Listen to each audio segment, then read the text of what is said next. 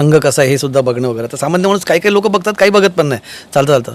पण हा झाला माणसांचा प्रश्न. पण अधिकारी म्हणून मी आता हा शब्द तुम्हाला प्रयोग केलेला आवडेल की नाही मला माहीत नाही, पण तुम्ही जेव्हा ठरवता की इकडे अमुक ठिकाणी जाऊन रेड करायची आहे, टार्गेट कसं तुम्ही ठरवतात? म्हणजे किंवा जसं पोलिसांकडे टिप ऑफ असते, कुठे रेड करतात पोलीस, तुमच्याकडे काय टिप ऑफ असते की तुम्ही थेट जातात तिकडे? कसं करतात तुम्ही? आपल्याकडे आपण वेगळ्या माध्यमातून करतो. आपल्याला आठवत असेल तर ज्यावेळेस मी त्या विभागात जॉईन झालो तर प्रथमतः आपण काय केलं तर आपल्याला काय करायचं हे ठरवलं. म्हणजे या विभागाची भूमिका काय हे मी समजून घेतली आणि विभागाने काय करावं तर आपला गोल एक ठरवला की safe food, safe drug, safe Maharashtra हा गोल आपला ठरवला. तो ऑलरेडी होताच, पण त्या एका वेगळ्या फ्रेममध्ये आम्ही बनवला. हे अचीव कसं करायचं तर त्याच्यामध्ये 3 E3 स्ट्रॅटेजी आम्ही म्हणतो. ती स्ट्रॅटेजी E3 स्ट्रॅटेजी आम्ही फायनलाइज केली. तर E3 म्हणजे काय, 3 E आहेत. आता पहिलं ई काय तर इम्पॉवरमेंट कुणाची? सक्षमीकरण करणे. कुणाचं? नागरिकांचं. काय सक्षमीकरण करायचं ते FDAची भूमिका काय, कामं काय हे लोकांना माहीत पाहिजे.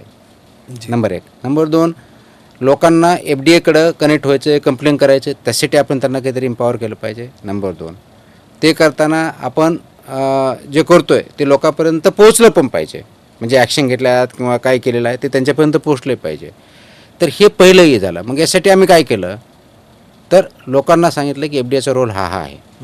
प्रेसच्या माध्यमातून सांगितलं, आम्ही प्रेस कॉन्फरन्स अधूनमधून घेत असतो त्याच्या मदतीतून, आणि प्रेस नोट याच्या माध्यमातून लोकांना कळायला लागलं की असं आहे, ही इथं ॲक्शन झालेली आहे, इथं असं सापडलेलं आहे, याच्यामध्ये इम्प्रूव्हमेंट नोटीस दिले, यांनाचं लायसन्स सस्पेंड केलं, यांचं कॅन्सल केलं आहे, इथं ह्या गोष्टी आढळल्या. म्हणून आपल्या ह्या प्रेस नोट ऑलमोस्ट डेली बेसिसवर आपण देतो की डेली बेसिसवरती झालेली काय कारवाई आहे, त्याच्या फाइंडिंग काय आहे, लोकांपर्यंत पोहोचवण्याचं ते माध्यमात आहे. त्याच्यातून एक लोकांमध्ये अवेअरनेस क्रिएट होईल. नंबर 2, FDA काय करतं हे कळेल. नंबर 3, ट्रान्सपरन्सी राहील. या तिन्ही गोष्टी याच्यातून अशी होतात. तर याच्या माध्यमातून लोकांचं एम्पॉवरमेंट सक्सेसफुल होतं. हा पहिला ई. दुसरा ई आहे इनेबल बिझनेसेस. जे जेन्युइन बिझनेसेस आहेत त्यांना आपल्याला मदत करायची, कारण बिझनेस पाहिजेत, कारण ते इकॉनॉमीला ग्रोथ करतात, नागरिकांची गरज आहे, आपल्यालाही फूड पाहिजे, फूड इंडस्ट्री पाहिजे. म्हणून इनेबल जेन्युइन बिझनेसेस. आणि जे नॉन जेन्युइन आहे, चुकीच्या पद्धतीनं काम करतात, त्यांच्यावरती कारवाई करायची. हा दुसरा ई आहे. आणि तिसरा enforce the act and rules and regulations. हे तिसरा ई आहे जो की आम्ही एन्फोर्समेंटच्या माध्यमातून करतो. आता ही स्ट्रॅटेजी झाली, गोल झाला, स्ट्रॅटेजी झाली. मग हे करतो कसं तर हे करण्याचं माध्यम असं आहे की आपल्याकडे कंप्लेन येतील, म्हणून आपल्याकडे टोल फ्री नंबर आहे, तो चांगला ॲक्टिव्ह ठेवला आहे. मल्टिपल लाईन्स तयार केलेला आहे आपण. नंबर 1च आहे, मल्टिपल आपण लाईन्स त्याच्यात तयार केलेल्या आहेत. बरं.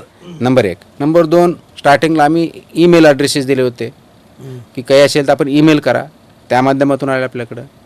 आणि फायनली आपण काय केलं तर याच्यामध्ये आपण पोर्टल चालू केलं. त्या पोर्टलवरती आपल्याला कंप्लेंट करता येते. त्याच्यामुळे आता कुणाला ईमेल करण्याची गरज नाही आहे, डायरेक्टली पोर्टलवरती जा. पोर्टल जे आहे complaints.mahafda.in, सिम्पल, आपल्या मोबाईलवरून करा, क्लिक करा, त्याच्यावरती तुमचा 21 रजिस्टर मोबाईल करायचा. 21 मोबाईल रजिस्टर झाला कारण त्या इन्स्ट्रक्शन येतात त्याप्रमाणे कंप्लेंट करायची. ते तुम्ही ट्रॅक करू शकता. ज्या मोमेंटला तुम्ही कंप्लेंट करता त्या मोमेंटला ती अधिकाऱ्याला असाईन होते, माझ्या जॉईंट कमिशनरला. जॉईंट कमिशनर कन्सर्न अधिकाऱ्याला असाईन करतो. त्याला टाईम बाउंड दिलेला आहे. इमिजिएटली त्यांनी असाईन करायची 24 आवर्समध्ये. ती असाईन केल्यानंतर डिपेंडिंग ऑन कंप्लेन त्याच्यावरती कारवाई होते आणि कारवाईचा रिपोर्ट येतो. तो त्याला वेगळ्या पद्धतीने जात नाही, कारण त्याला ट्रॅक काय असतो, तो ट्रॅक त्याच्या पोर्टलवरून त्याला करता येतं, नागरिकांना करता येईल, मलाही दिसतं. ते मीही ट्रॅक करतो, त्या अधिकाऱ्याला दिसतं, मला दिसतं, नागरिकांना कंप्लेंट करता मॉनिटर सगळं करतो. हो, कारण ते मला दिसतं, माझा डॅशबोर्ड आहे माझ्याकडं. मला वाटलं की एका अधिकाऱ्याचं बघा, त्या अधिकाऱ्याच्या ते क्लिक करताना अधिकाऱ्याकडे किती कंप्लेंट केलेल्या आहेत, त्यांनी किती ओपन केल्यात, किती रिझॉल्व्ह केल्यात, कितीचं इन्स्पेक्शन चालू, हे आत्ताही मला बघता येतं. अगदी मोबाईलवर पण दाखवू शकतो मी. तर ते करणं झालं, ते ऑटो असाइनमेंट झालं. त्यांनी वेळेत नाही केलं तर वरिष्ठ अधिकाऱ्याकडे ती एस्केलेट होते. आणि ज्या मोमेंटला वरिष्ठ अधिकारी केस करतो त्या मोमेंटला त्या अधिकाऱ्याला शो कॉड नोटीस सिस्टमद्वारे जाते. आता परत सिस्टमद्वारे जाते, ते रेकॉर्ड त्याच्यामध्ये आहे. आता ते इथं सांगण्याची गोष्ट, प्रत्येक जे कोणी करतं त्याप्रमाणे त्या सिस्टममध्ये होतं आणि त्याचं रेकॉर्ड तयार होतं. त्या म्हणजे कारवाई फक्त बाहेर डिपार्टमेंटमध्ये पण चालू आहे कारवाई. Yes, exactly. त्याच्यामुळे ही ऑटो अकाउंटेबिलिटी ज्याला म्हणतो ती त्याच्यात बिल्टिंग केलेली आहे. आजच्या फॉर एक्झाम्पल जवळजवळ 3-1 आठवडे पण झाले नाहीत पूर्णपणे. तर आजचा आकडा माझ्या पोर्टलवरती कंप्लेंट आला 2800+ आहे. बापरे, 2800+ तर पोर्टलची गोष्ट करतोय. या मुंबईतला की संपूर्ण महाराष्ट्राचे. बरं. आता तुम्ही मला याच्यामधला सर्वात जास्त कंप्लेंट कुठल्या, तर सर्वात जास्त कंप्लेंट ह्या पुणे जिल्ह्याच्या आहेत.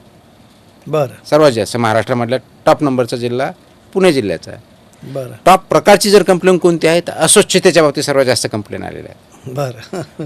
पुण्यानंतर मुंबई शहर, त्याच्यानंतर मुंबई सबर्बन, हे जिल्हे आहेत.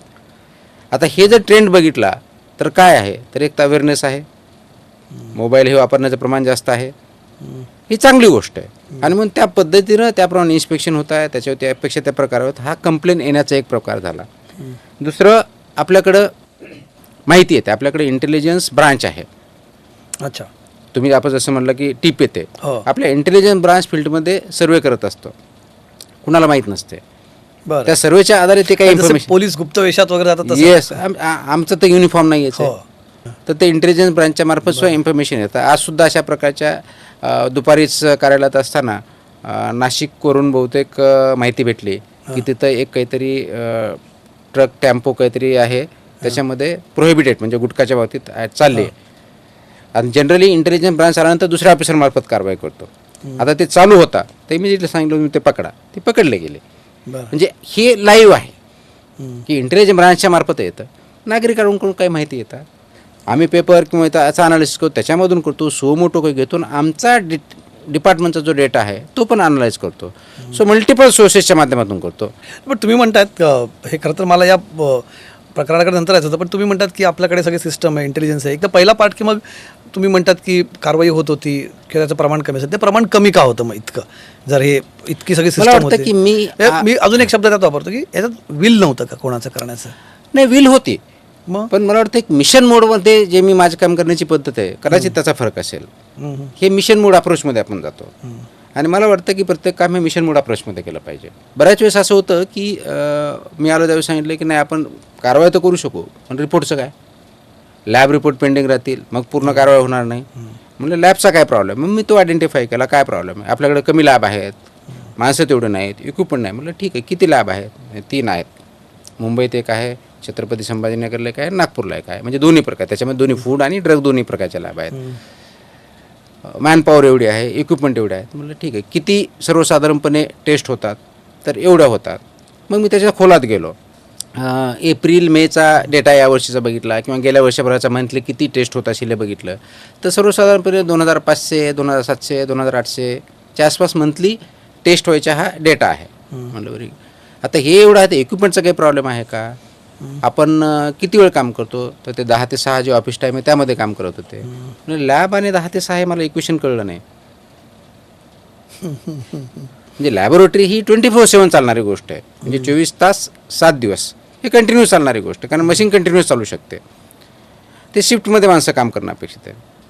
मग सर्वसाधारणपणे मला आठवतं की 25 मेला जॉईन झालो. ही सर्वसाधारण ॲक्शन मी सुरू केली जूनच्या पहिल्या आठवड्यामध्ये. लॅबचं रिव्हॅम्पिंग करायचं, मॅनेजमेंट रिव्हॅम्पिंग म्हणजे काय केलं, मॅनेजमेंट की 2 शिफ्ट चालू करायचं सुरू.